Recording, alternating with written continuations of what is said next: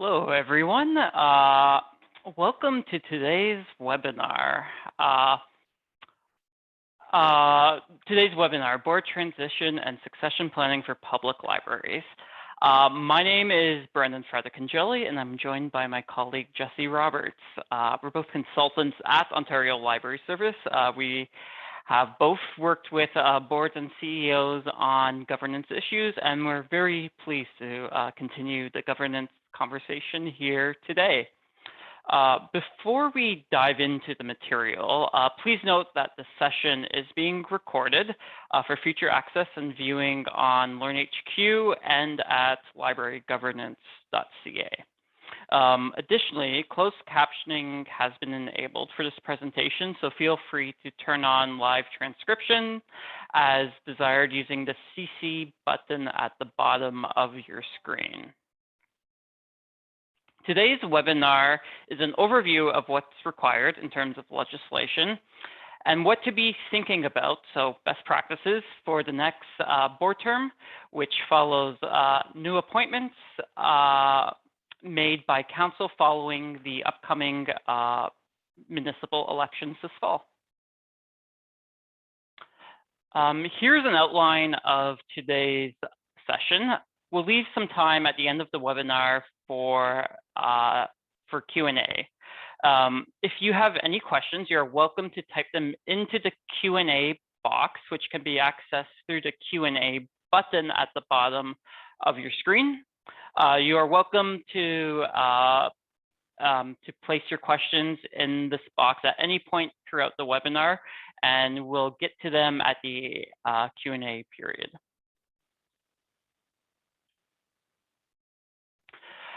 At Ontario Library Service, our philosophy about governance is always focused on tools and recommendations that promote good governance. In terms of the transition to a new board and the appointment process, good governance means that the transition to the new board is smooth, that your municipal partners know what the board needs, and ensure the appointment of the right people to the public board.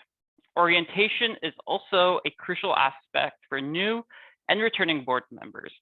It's an opportunity to renew the direction and dynamics of the board. The companion piece to today's presentation is a webinar that was delivered in February 2022 that focused on legacy documents.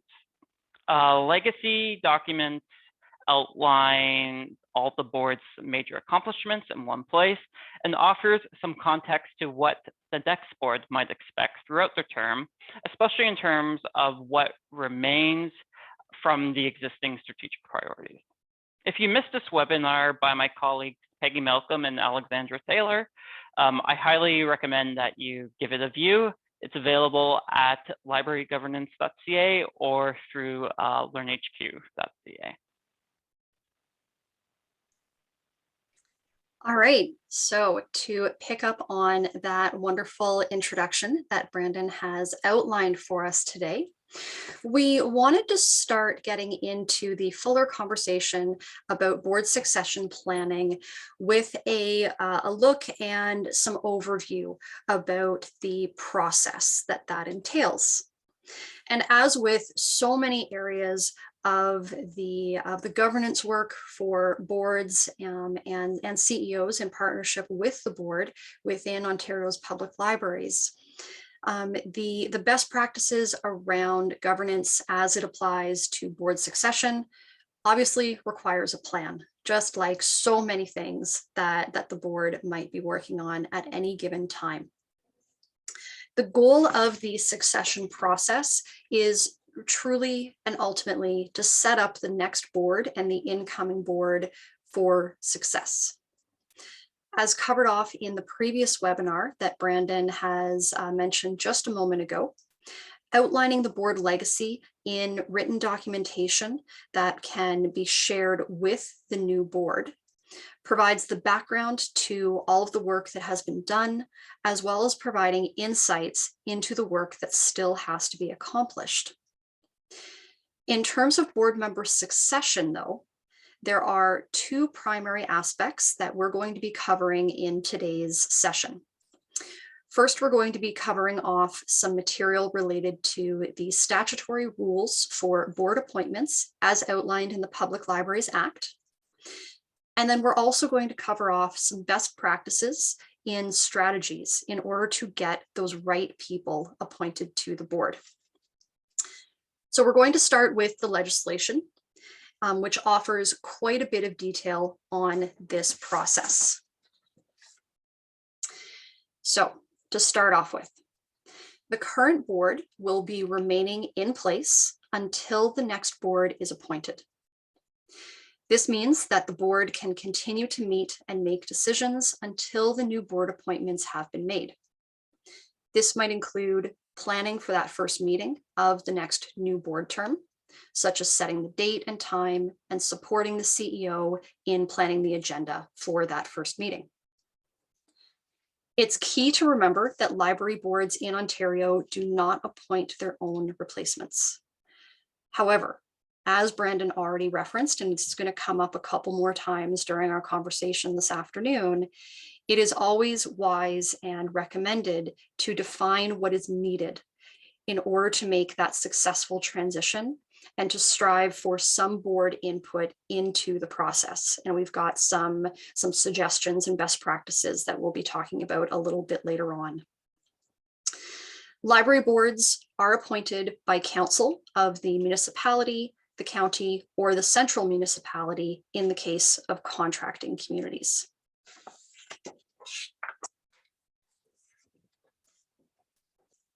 The term of the public library board is mostly the same as the appointing council term. The difference is that the library board remains in place until that new board is appointed.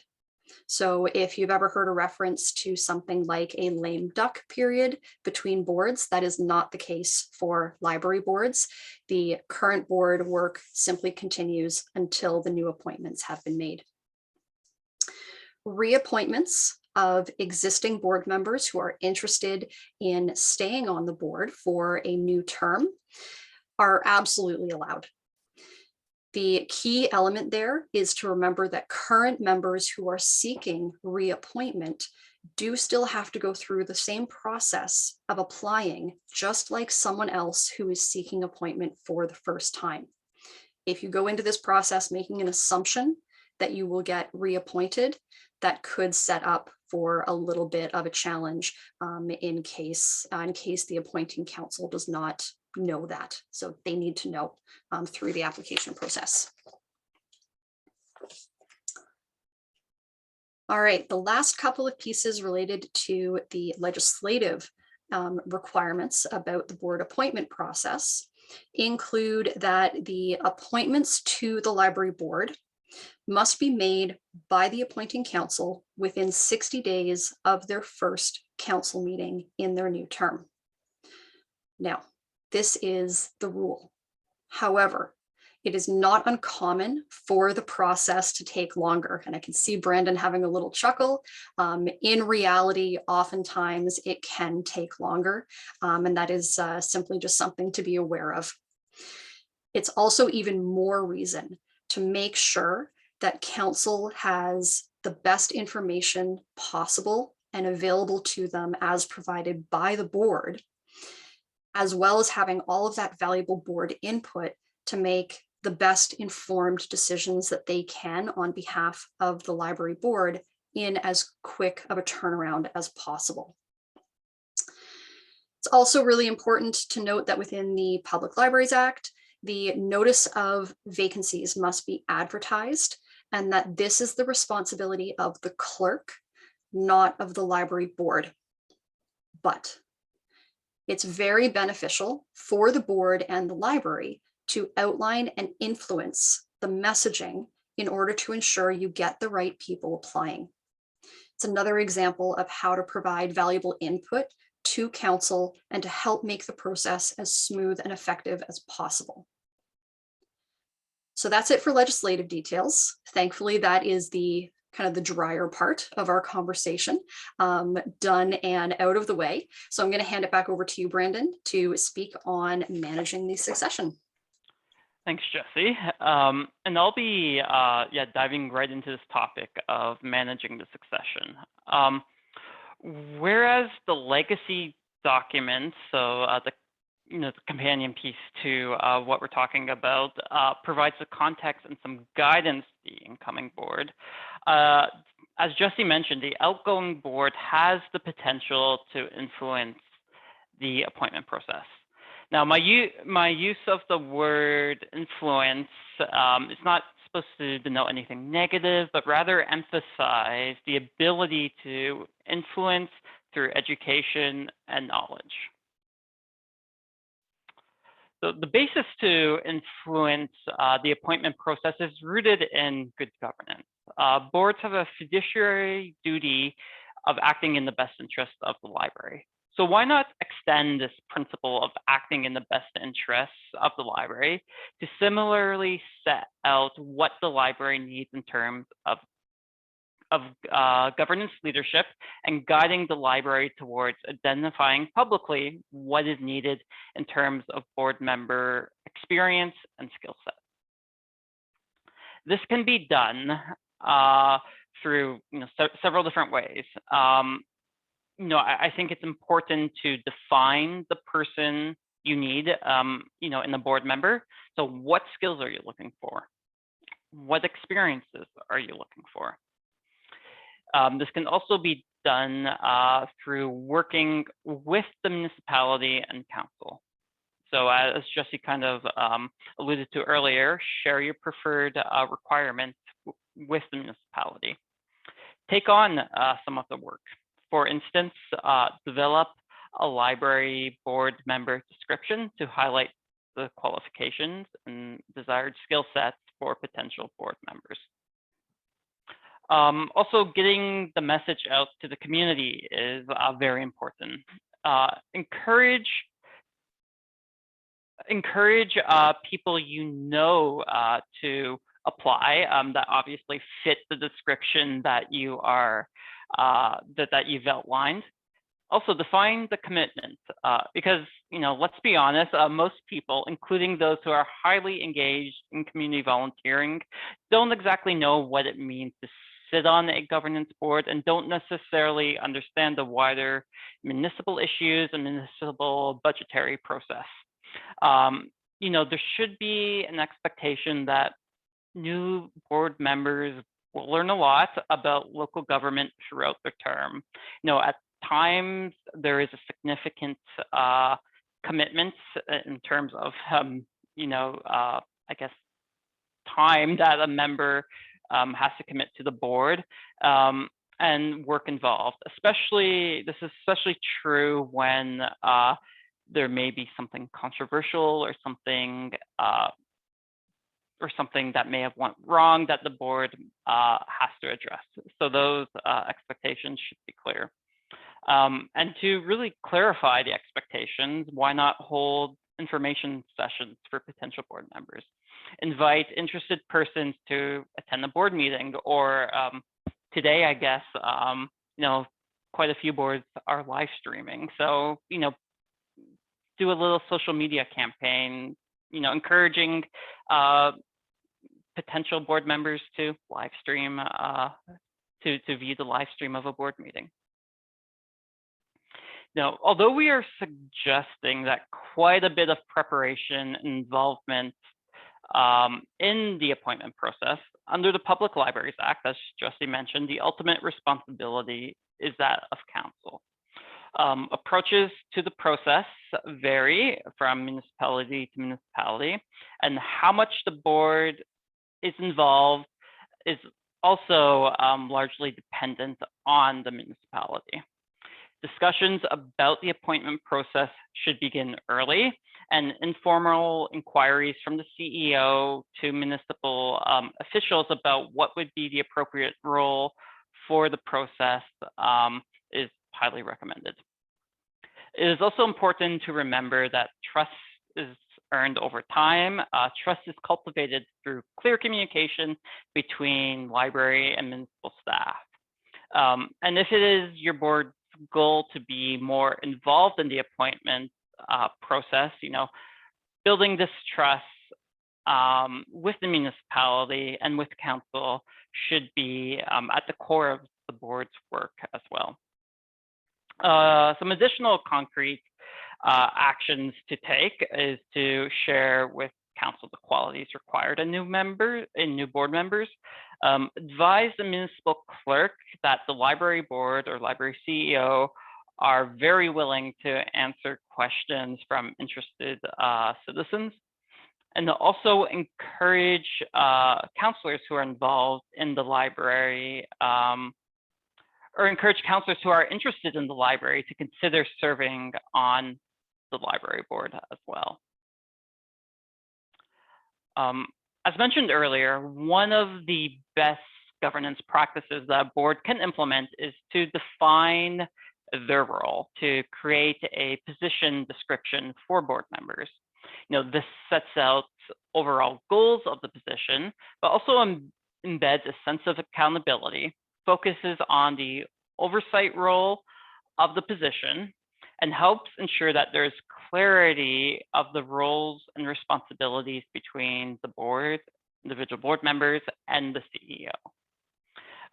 This document can also be a great recruitment tool, but it also provides a great reference point throughout the board term when there is a bit of uncertainty around what is the appropriate role for the board in a given situation.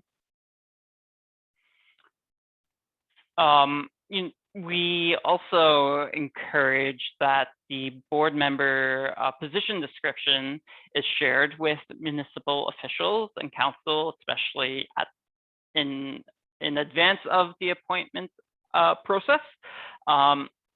This highlights to council and municipal administration the qualities that you're looking for, and the willingness of the board and library administration to be a partner in the recruitment and appointment phase.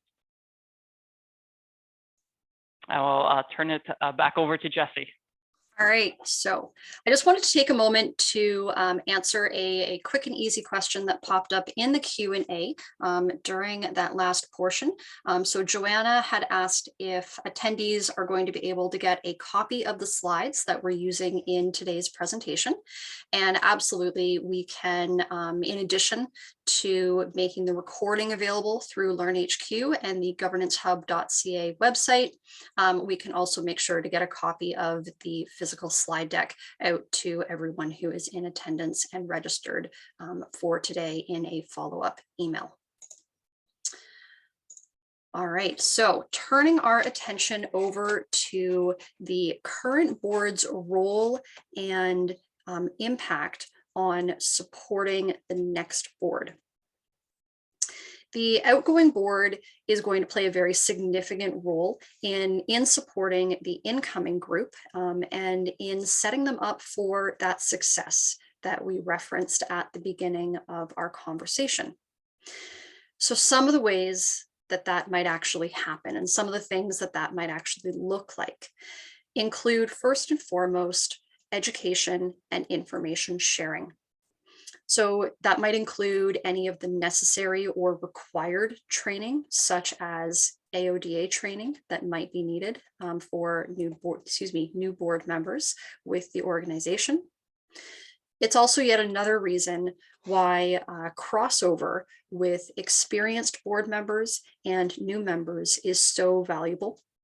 So making sure that anyone who is interested in reappointment and serving for another term is going through the application process properly so that they don't miss out on the opportunity to be reappointed and be able to carry forward all of their valuable experience in order to share that with anyone who might be joining the board for the first time. It's also another really great reason why having an effective legacy document in place, which we've already referenced a couple of times and is offered in much more detail from our February 2022 webinar recording. Another area which is a little bit less tangible, but equally important in supporting the next board comes in the form of providing inspiration for that board as a group. So it's all about sharing the forward momentum of this long-standing and cornerstone community organization of the public library, so that the new board is effectively picking up where previous groups have left off, building on their achievements and taking the organization to new levels of success and wonderful, wonderful impact on the community. More specifically, because you might be sitting there thinking, well, that's great, Jesse, but what does that actually look like in reality? How do we do these things? What do we need to put in place and prepare for the next board? So a solid orientation package is the ideal place to start in this case. So including elements such as, but not limited to, a snapshot overview of the library and a library card, because ideally it would be great if every single board member was a library user. Chances are they are, if they're interested in helping to lead the public library. A copy of the legacy document is also really fantastic to include in the orientation package. Offering support and maybe a one-on-one connection with another board member or someone who might be able to serve as a mentor. Making concrete, actual scheduled opportunities for board members to get to know each other and to form networking connections can also be really, really valuable and helpful in supporting the development of the next board group. Offering access to more resources and board level organizational knowledge is always a great idea. And offering some one-on-one time with the CEO is a really great way to introduce new board members to their new roles. And a couple of side notes about some elements around the CEO's role in supporting the next board. So the current board has the opportunity to really highlight and leverage the valuable role of the CEO in the board succession process and in providing some really key continuity from one board term over to the next. CEOs are also going to bring very unique and interesting perspectives on their role within the process as well, and what areas of board work are most critical and key for carrying forward as outlined potentially in a legacy document. The CEO can also tangibly support the beginning of the new term by doing work such as preparing the agenda and the packages for the first meeting, contacting all board appointees as soon as possible to inform them of the date, time, and potentially location, depending on where the first meeting might be held. And last but not least, in terms of supporting the next board, you've got us. So in terms of ongoing board development, this is where the OLS, in particular the consulting and training team, can really help in offering support through board development training sessions. We have a few different varieties of options that are available. So we definitely always recommend reaching out for a chat so that we can see what services we have available that can be of most use to your board.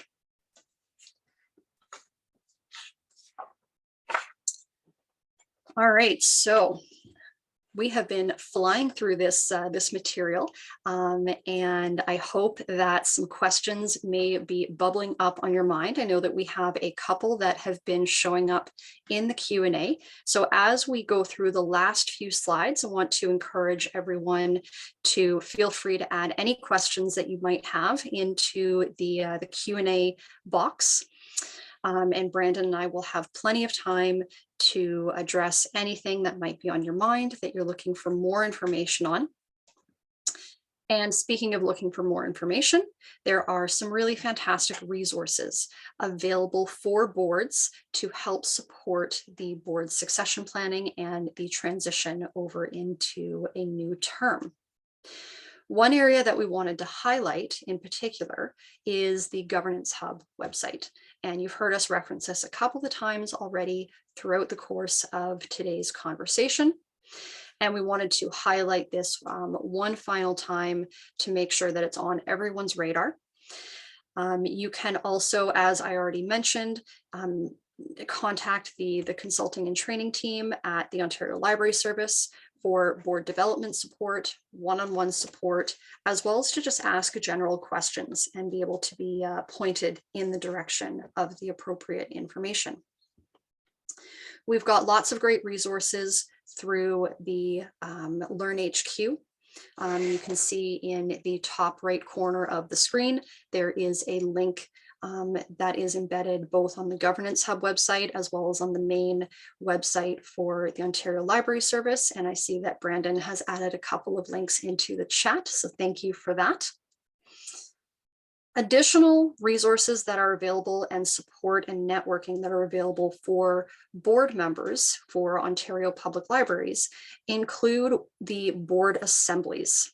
And if this is something that you are not already familiar with, there is more information available again on our website through the Governance Hub, as well as reaching out to us directly to provide a little bit more context and to answer any questions that you might have about those.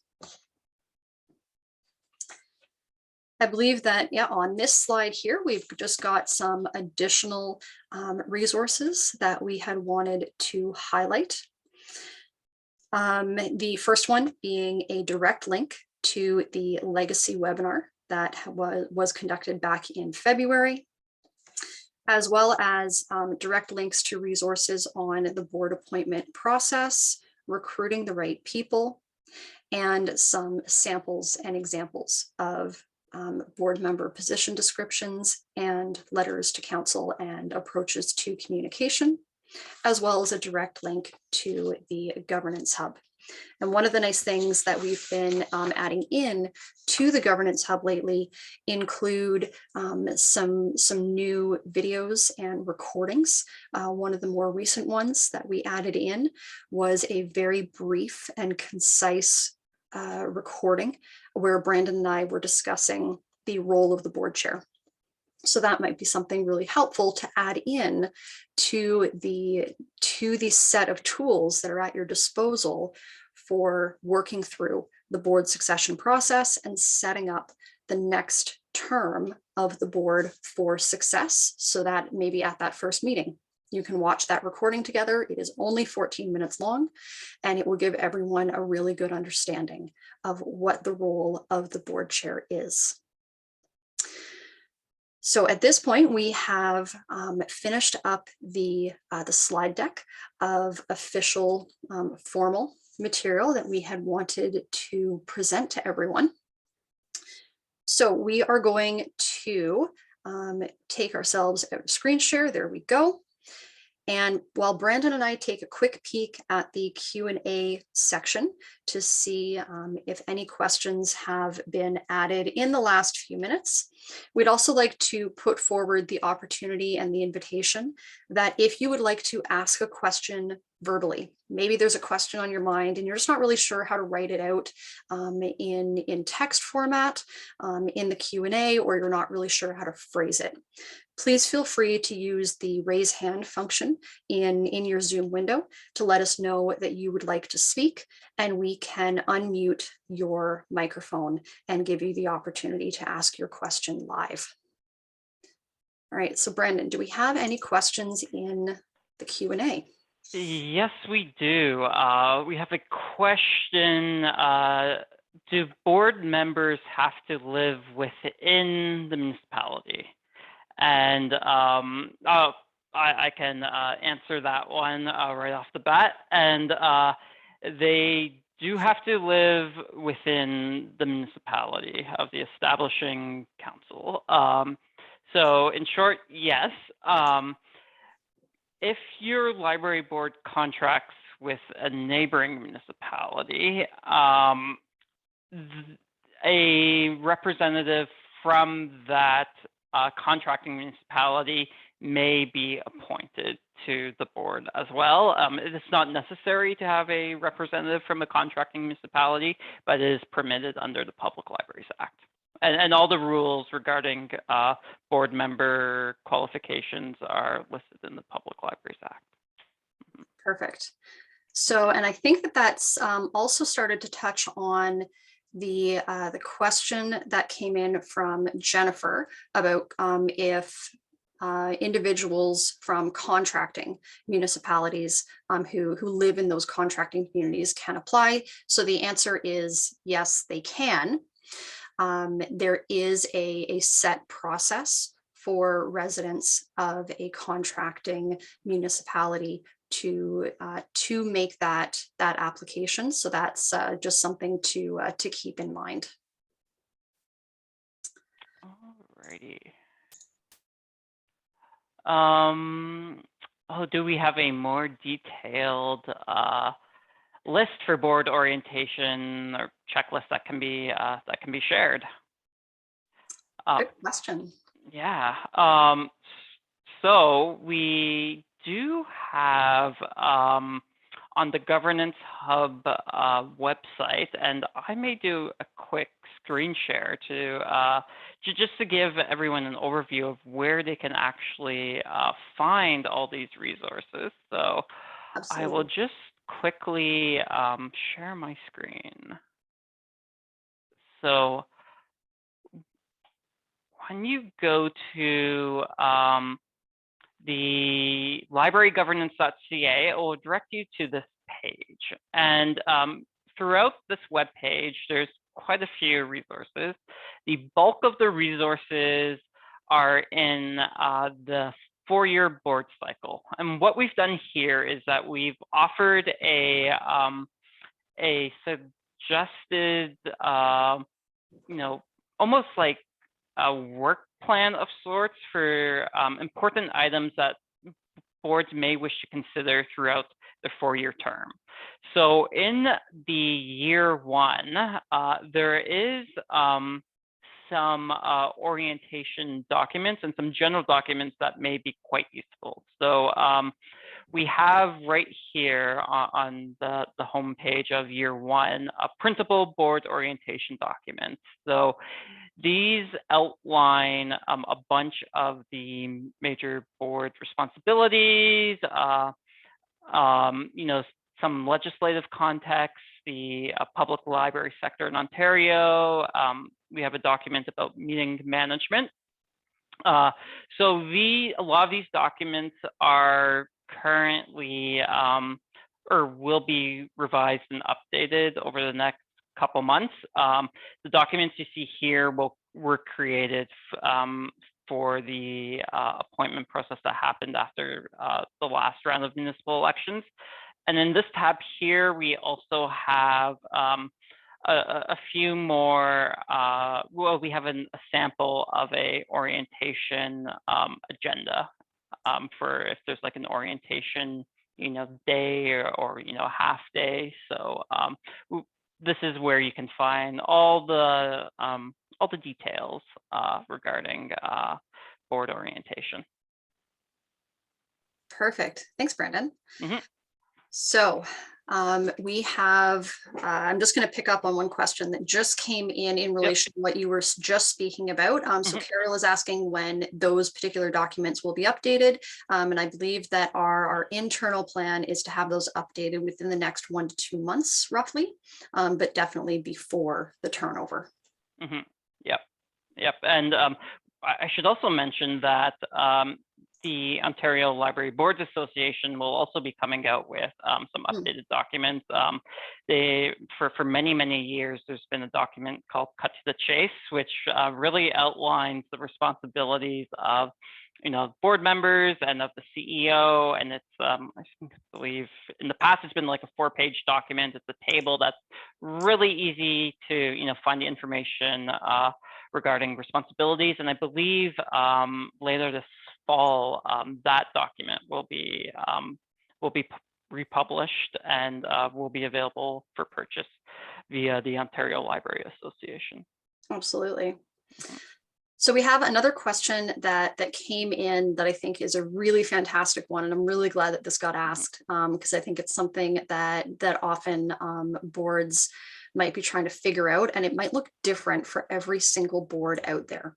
So the question is, what factors could or should be included in the preferred requirements of a new board member? So the quick initial answer is it depends. It depends on what your board needs. It might depend on where the gaps are in your board's areas of expertise, in the skill sets that are present around your board table.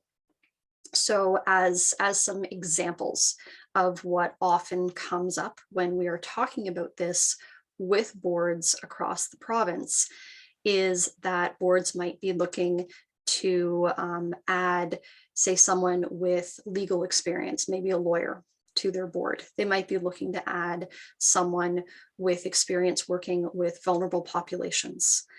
They might be looking to add someone who has a lot of experience with grant writing and things along those lines. But Brendan, before I just sort of dive into prattling off a list of all the different common types of skill sets, what has come up most often in your conversations? I think it's also important to look at what are the major strategic priorities, the anticipated strategic priorities and plans of the library as well. I think it makes sense to possibly align skill sets with any sort of major projects that will really involve a lot of board time and energy. So, I'm thinking about major capital projects, so major renovation or building a new building. It may be beneficial to have someone who has a lot of project management expertise on the board, not so that they get involved in that project management, but so that they can provide, proper oversight, so they can ask the right questions about project management and maybe offer any suggestions based on their own expertise, their own professional expertise. So I think that is also, important consideration to think about. And I think that what you just hit on there, Brandon, is also a really key element to keep in mind whenever a board is thinking about the skill sets, the expertise, the areas that they're looking to add or introduce to the board group, is that the role of these skill sets, of these areas of expertise that you might be looking for or adding, is not for the purpose of doing the work. It is for the purpose of governance in perhaps some of those areas, to offer insight, to offer advice and guidance on where the library might be going in those areas. Another consideration, and it came up yesterday in a chat I was having with some library CEOs, is that especially in library systems that cover a large geographic area, so such as county systems, it may be important to have representatives from different parts of the municipality as well, or of the county. I recognize that sometimes that can be a political issue if too many of the board's representatives are from like a single community or municipality. So you want to ensure that there is that representation, across the municipality. And I think it's not only in terms of where people live, but in terms of diversity and lived experiences as well. You want people from various backgrounds, who have different professional lives as well. So it's really a mix of a lot of different considerations for different. Absolutely. Yeah.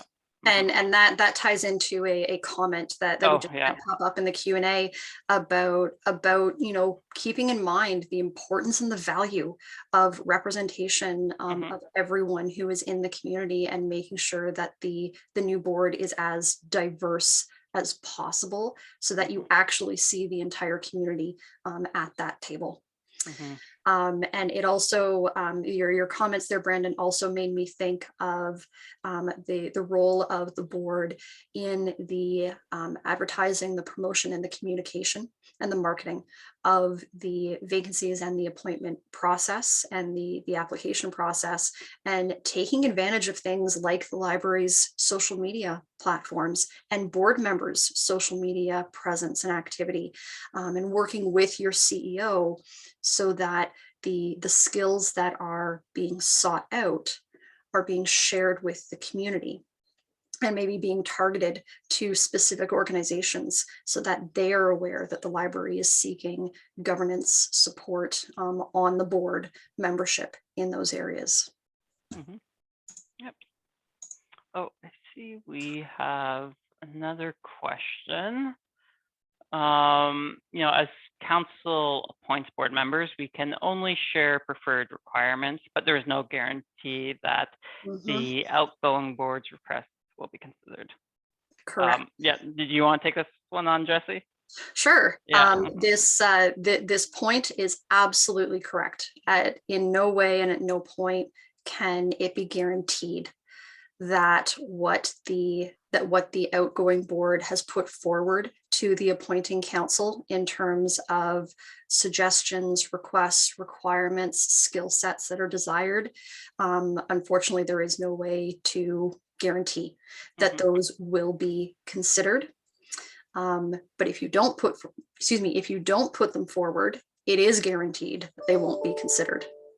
So the best effort to make sure that council knows what types of individuals the library board is seeking, that is the best advice that we can offer.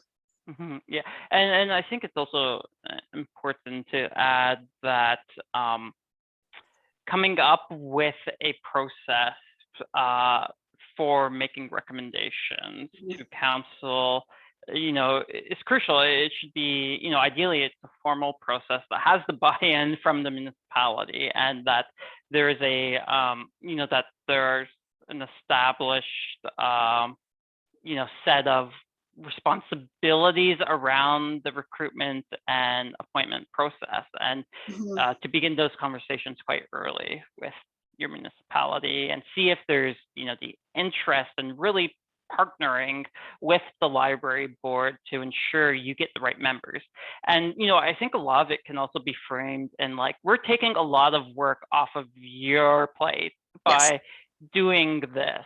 So it is in your interest as well. So I think that's, that's a way of framing it, of gaining that buy-in, of influencing the process, as we mentioned throughout our presentation.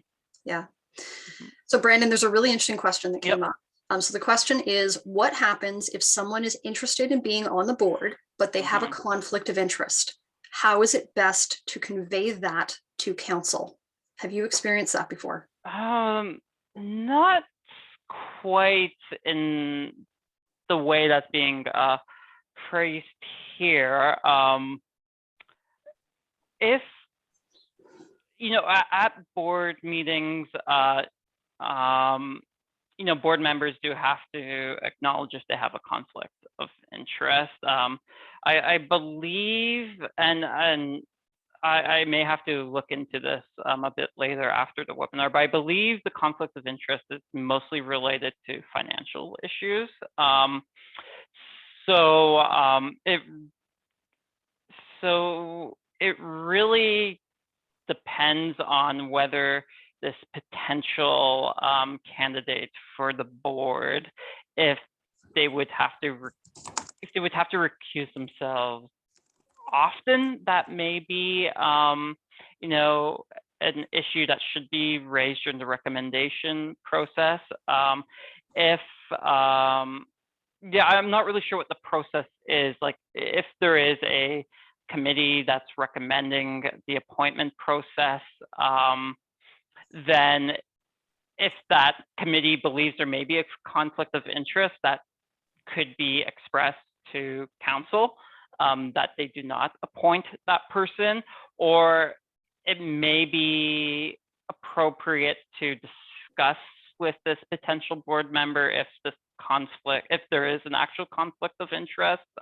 It's really hard to say without knowing the details, but I do encourage the person who asked this question, feel free to reach out to us, and we can definitely discuss it in more detail.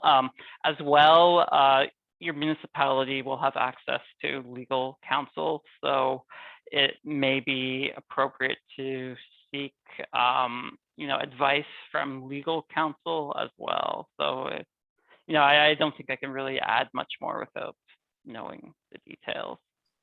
Absolutely. I think that reminder of the local unique circumstances that might be arising with any given situation really touches on the fact that everything that we've covered both today in our presentation, so far in the conversation around the questions, is largely dealing with the all of the commonalities.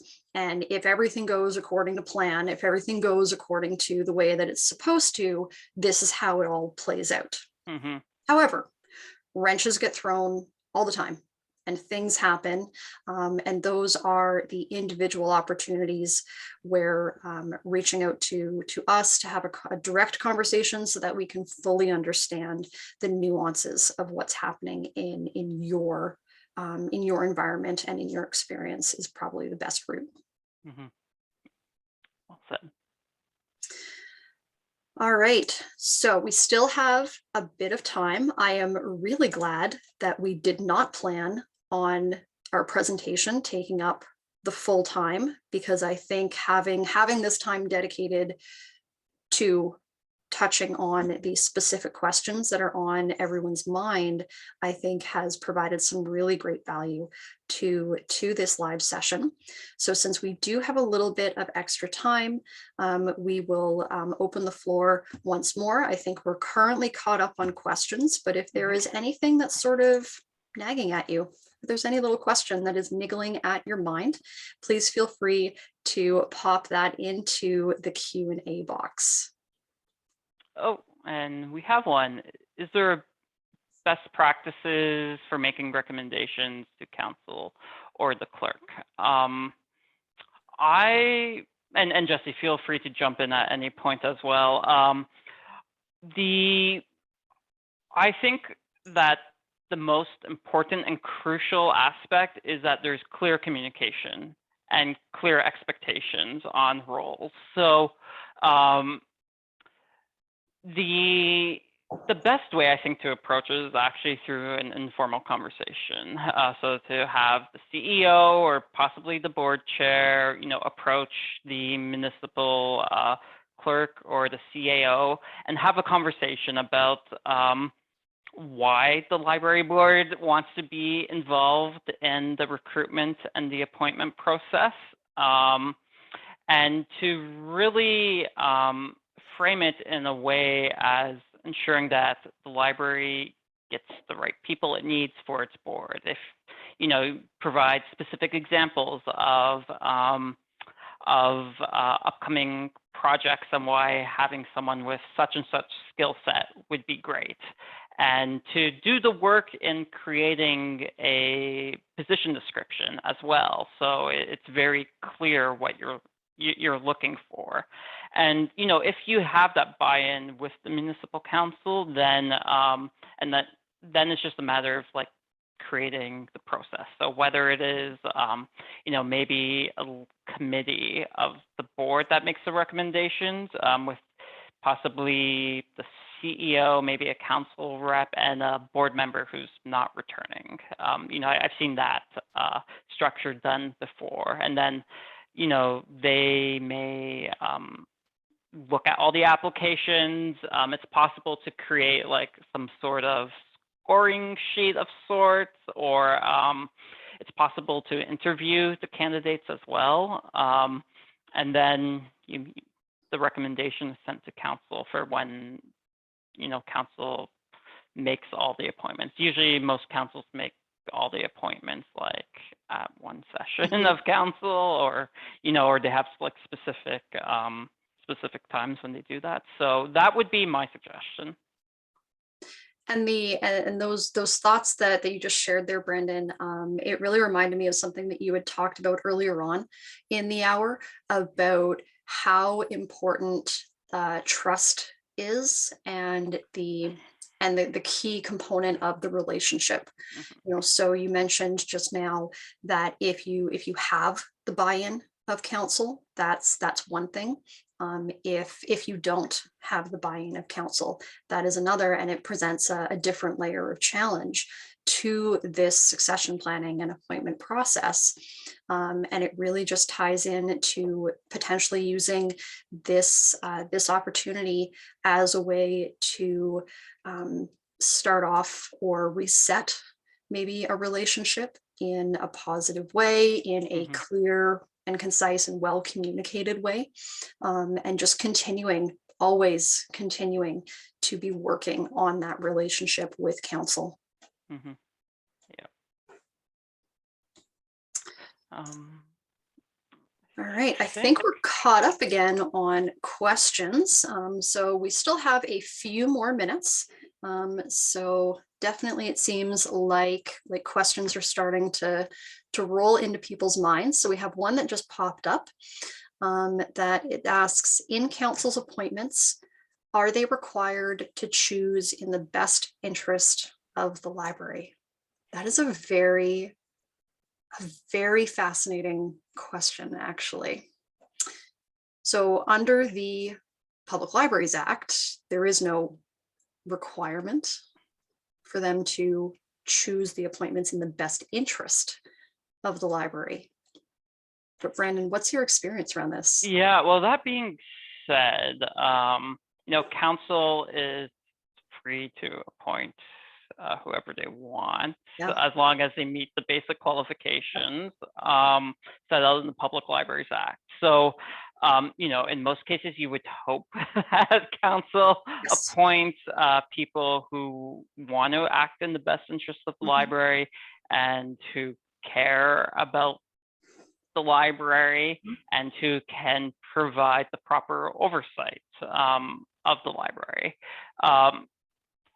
Once appointed to the board, a board member has a legal duty to act in the best interest of the library. So that is a principle of board governance for corporations, from public sector corporations to private to nonprofit corporations. So there is a legal duty, and I see someone's commenting in the questions right now about that. It's called a fiduciary duty, and it's a very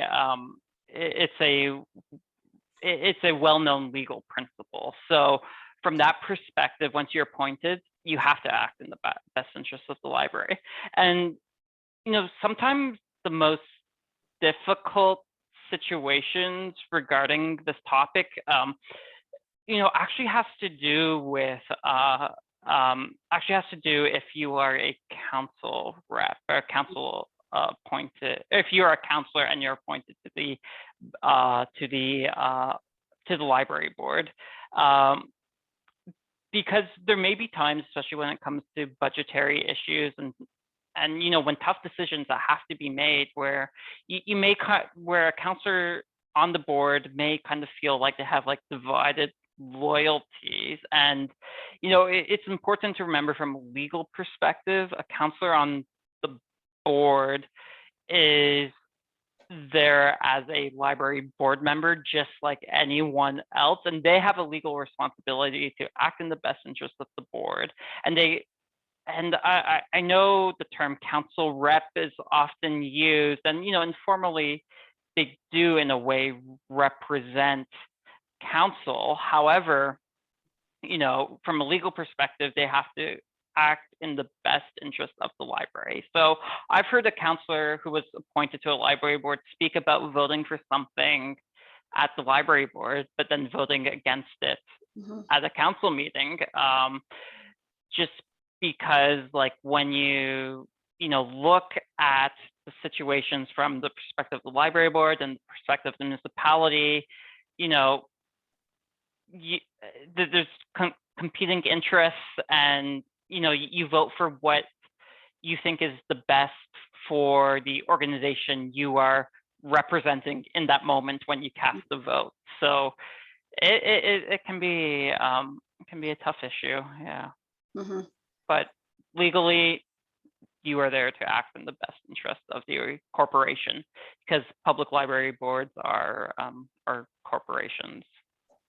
And you would hope that nobody would be applying for the board if they don't have the best interest of the library in mind. Yeah, precisely. Absolutely. Oh, I see. Stephen raised his hand. Stephen Kraus is our director of training and consulting. Good afternoon, Jesse. Good afternoon, Brenna. Hello. So I hear there's an interesting question, Jesse. What do we got? Oh, I think we were, now I can't remember which one we had wanted to bring Stephen in on. Let me double check that, Stephen. Yeah. So the question that we were, I think it was the conflict of interest question. So there was a question, Stephen, around what happens if someone is interested in being on the board, but they have a potential legal related conflict of interest. How is it best to convey that to council? Fantastic. Great question for the anonymous one that answered or asked that one a little while back as I'm scrolling through here. One of the other interesting pieces to throw into this puzzle is perceived conflict of interest as well. It's another layer of things that legally is not technically binding, but the perception of the citizenry out there, the community out there, can have an effect on conflict of interest. And we've heard and seen a lot of examples over the years where things have sparked up locally in very negative situations where there has been perceived conflict of interest, even though there may not be a legal tie or a legal recourse to it as well. So happy to have chimed in a little bit on that one to add to the wonderful layers you've already layered on there. So congratulations to both of you on that good answer from a few minutes back there. And thanks, Jesse, for bringing me in. Perfect. Thanks, Stephen. So I think that we are, since we're again caught up, but we are pretty much at the top of our hour. I think this is going to be an ideal opportunity and moment to wrap up this session and to remind everyone that the recording of today's webinar will be made available in the near future, both through LearnHQ and the governancehub.ca website. We will also make an effort to send out a copy of the slides as requested to everyone who was registered for today's session. And we'll also make the slides available at librarygovernance.ca and via LearnHQ as well. Perfect. So on that note, we will thank everyone so very much for taking the time out of your schedules today to join us for this very important conversation. We hope that you gained some insight that will be valuable and helpful for your library boards in the months to come. And as always, please feel free to reach out to us with any individual or direct questions or scenarios that you might want to discuss at greater length. So have a great day, everyone. Thank you, Brandon. This was a delight as always. Yes, as always. All right. Have a good one, everyone. Bye.